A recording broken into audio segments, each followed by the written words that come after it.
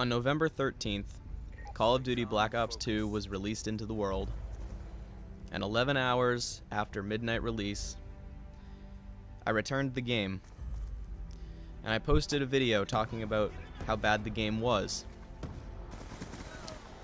I was complaining, and I was in a very raw and bitter mood, as I had not been succeeding in the game.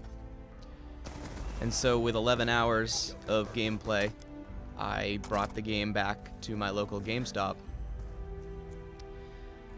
A couple weeks later, I was convinced by a friend of mine that it would be in my best interest to play a couple games with him, and so I turned the game back on, and I realized that it wasn't as bad as I had thought it was originally.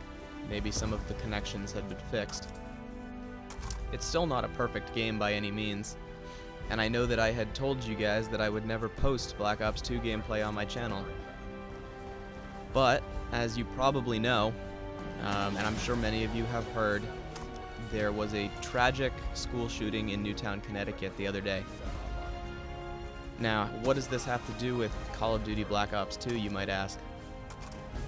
Well, to me it made a big change in my mindset, because after 11 hours of playing a game, I decided that I didn't like it, and that I complained about the game and brought it back, when I really had nothing to complain about.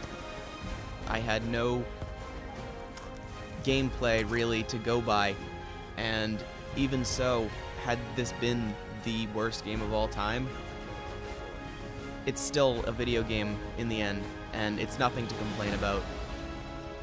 And so, you know, Newtown, Connecticut for me, I guess, changed my view on this game, because it gave me the realization that there are people in this world who have real problems, and this is not one of them.